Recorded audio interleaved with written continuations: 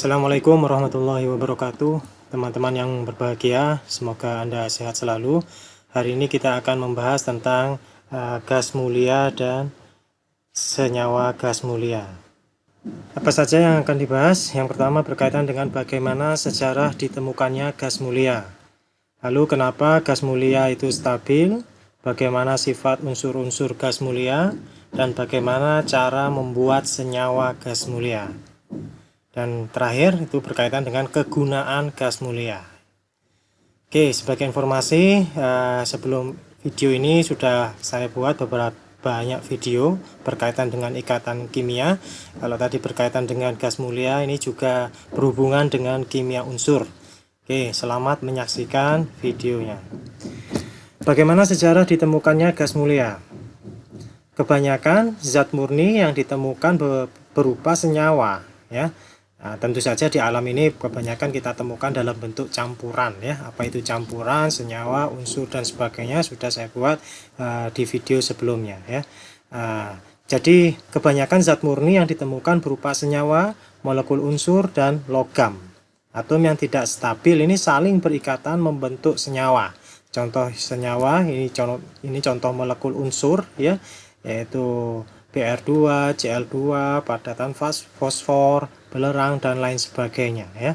Nah, ini melalui ikatan kovalen yang sudah saya jelaskan pada video sebelumnya. Contoh yang lain yaitu logam, ya. Nah, logam ini juga bersenyawa dengan yang lain, membentuk logam oksida terutama, atau dengan gas klor, ya. Misalkan Na dengan gas klor menghasilkan NaCl. Logam yang ditemukan hampir murni adalah emas, perak, dan platina. Ini mereka relatif tidak reaktif sehingga disebut dengan logam mulia atau noble metals. Nah, lalu Rayleigh menemukan kerapatan gas nitrogen. Kerapatan gas nitrogen itu 1,2561 gram per liter yang didapatkan di udara itu ternyata lebih besar dari kerapatan nitrogen yang didapatkan dari pemisahan senyawa, ya.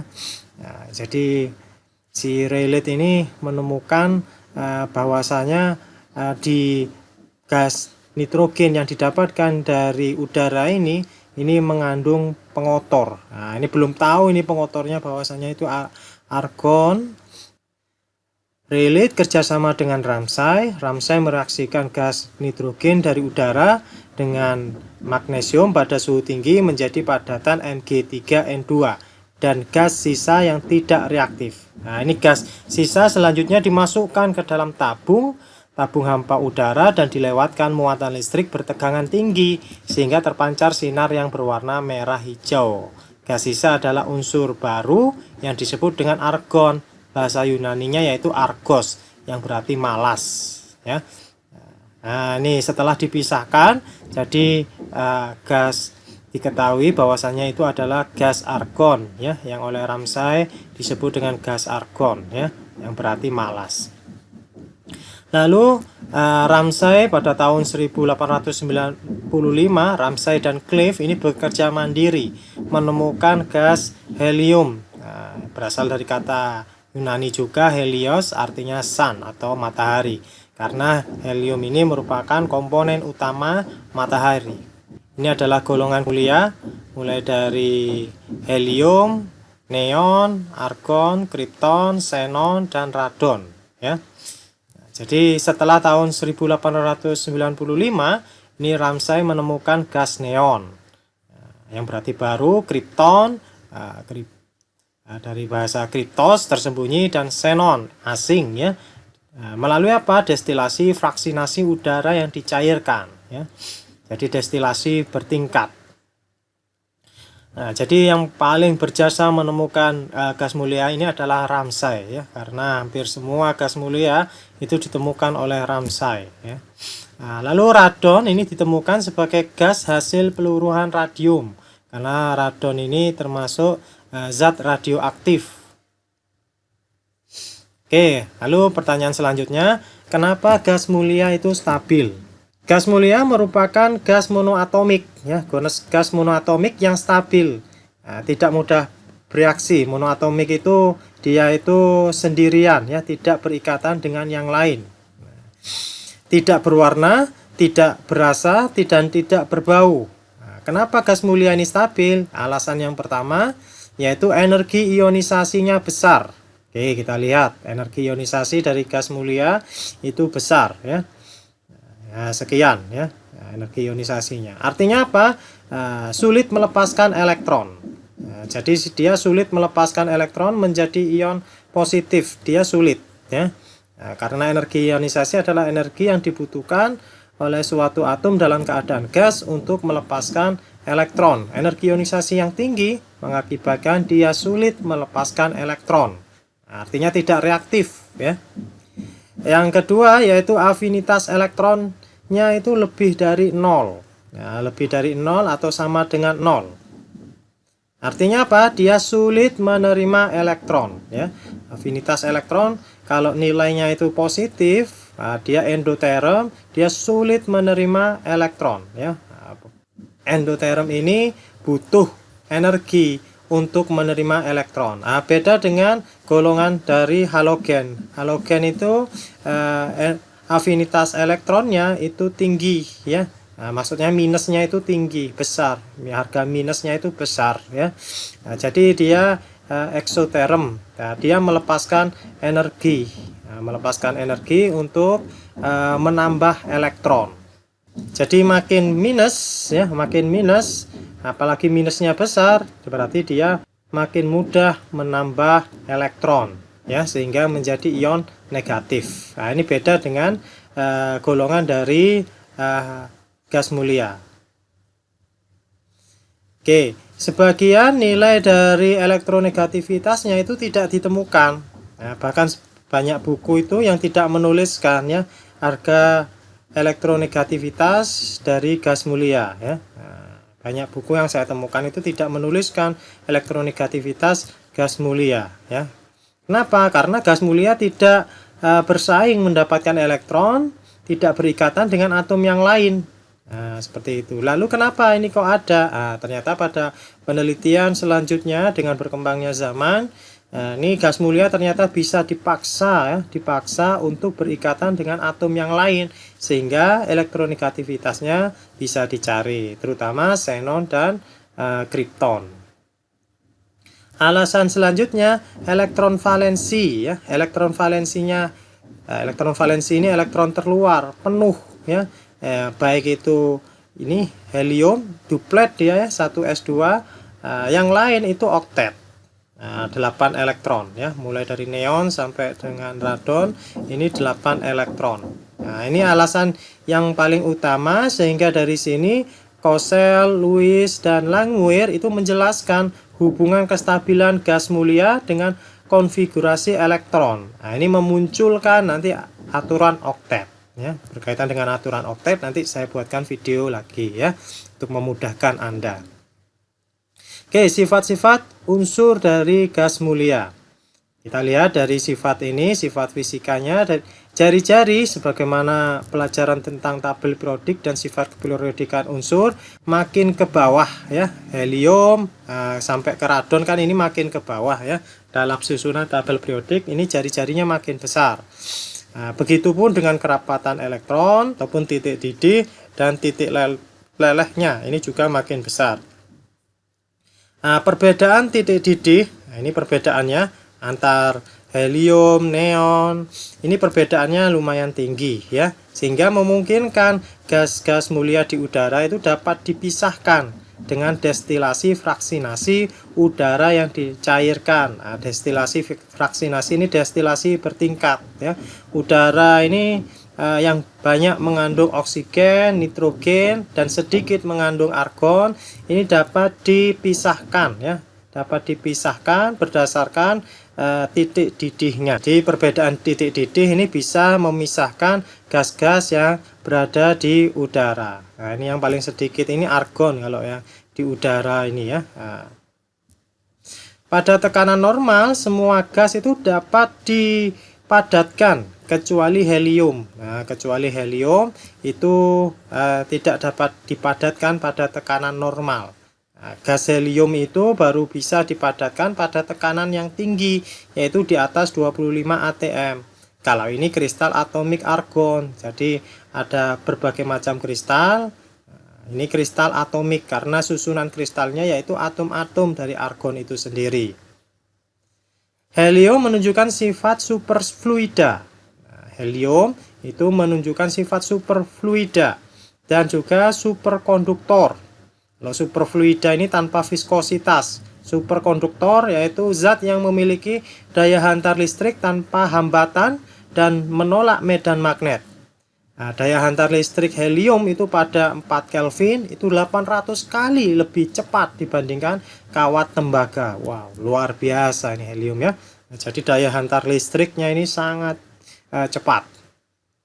Oke, sekarang kegunaan gas mulia.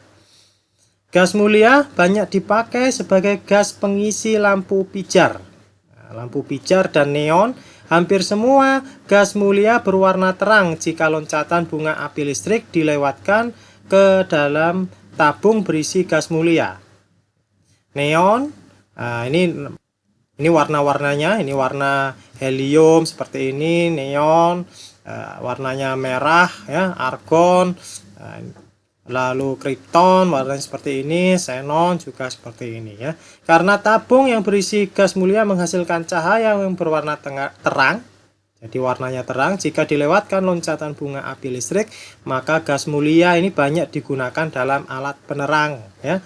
Nah, lampu neon dari gas reklame, misalkan ada reklame yang tulisan seperti ini. Nah, ini dari gas mulia. Nah, ini banyak digunakan dalam papan-papan reklame. Helium dan nitrogen digunakan sebagai pengisi bola lampu ya, pengisi bola lampu. Nah, ini seperti ini bola lampunya, bola lampu pijar. Kalau ini lampu neon ya. Nah, ini lampu pijar. Nah, sebagai pengisi bola lampu pijar, dalam bola lampu pijar campuran gas tersebut mengkonduksi ya, menghantarkan panas dari filamen. Nah, ini tungsten filamennya ya. Nah, menghantarkan panas dari filamen tungsten. Nah, gas mulia juga digunakan dalam lampu kilat atau blitz yang dipakai pada foto analog yang mengandung gas xenon. Nah, di dalamnya ini ada mengandung gas xenon. Kegunaan yang lain ya. Helium digunakan sebagai pengisi balon udara ya, dan pelarut gas oksigen. Nah, ini pelarut gas oksigen bagi para penyelam sebagai udara atmosfer bagi pesawat ruang angkasa. Nah, ini juga digunakan helium juga ya. Lalu helium ini memiliki titik didih paling rendah sehingga banyak dipakai sebagai pendingin. Helium banyak juga dipakai sebagai pendingin. Loh, kenapa ini kok bisa digunakan sebagai pengisi balon udara? Karena sangat ringan ya. Gas mulia juga digunakan sejumlah sinar laser. Laser dari neon, helium. Nah, ini pertama kali dioperasikan sebagai gas laser yang kontinu. Nah, laser tersebut memancarkan cahaya merah dengan panjang gelombang. Nah, ini 632,8 nanometer. Nano ini 10 pangkat min 9. Argon merupakan gas mulia yang terbanyak di udara. Ini gas argon ini digunakan sebagai gas penyambung. Nah, ini gas penyambung saat ngelas logam ya. Krypton dan xenon, nah ini untuk membius pada pengobatan. Nah, ini gambar dari penggunaan krypton ya, untuk teknologi MRI. Radon untuk pengobatan kanker. Bagaimana cara membuat senyawa gas mulia? Neil Bartlett mengetahui bahwa oksigen dapat bereaksi dengan platina ya. Platina PTF6 membentuk padatan ionik O2+, PTF6-, karena energi ionisasi dari xenon itu sedikit berbeda dengan energi ionisasi dari oksigen. Ia menduga xenon itu dapat bereaksi dengan PTF6 sebagaimana oksigen. Lalu tahun 1962, Bartlett berhasil mensintesis senyawa xenon dengan rumus XeF6. Nah, reaksinya seperti ini. Nah, xenon juga dapat bereaksi dengan fluor secara langsung dalam tabung nikel pada suhu 400 derajat Celcius ya, dan tekanannya 6 atm. Nah, menghasilkan sini xenon tetrafluorida. Ini padatan yang tidak berwarna dan mudah menguap. Nah, ini contoh dari kristal xenon fluorida ya. Kalau ini gambar yang sudah diedit dan diberi warna ya. Nah, kalau gambar dengan menggunakan teknologi misalkan SEM, scanning electron microscopy, itu ya, seharusnya gambarnya seperti ini. Ini untuk mempercantik gambar aja ya. Lalu setelah ditemukannya xenon tetrafluorida ini, para ilmuwan banyak mensintesis senyawa gas mulia yang lain. Contohnya ini ya. Ini kebanyakan kristal tak berwarna ya. Ini bentuk molekul dari XeF2, lalu XeF4, XeF6. Nah, bagaimana bentuk molekul? Nanti Anda pelajari ketika belajar tentang bentuk molekul. Kok bisa bentuknya jadi seperti ini? Oke, latihan. Nah, Anda stop dulu, lalu Anda play jika Anda sudah menjawabnya. Di antara semua unsur gas mulia, baru kripton dan xenon yang dapat dipelajari senyawanya. Mengapa kedua gas mulia ini dapat membentuk senyawa?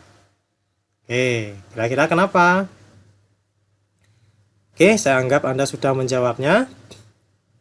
Nah, kita ketahui berdasarkan tabel periodik bahwasanya gas mulia dari atas ke bawah itu jari-jarinya makin bertambah ya.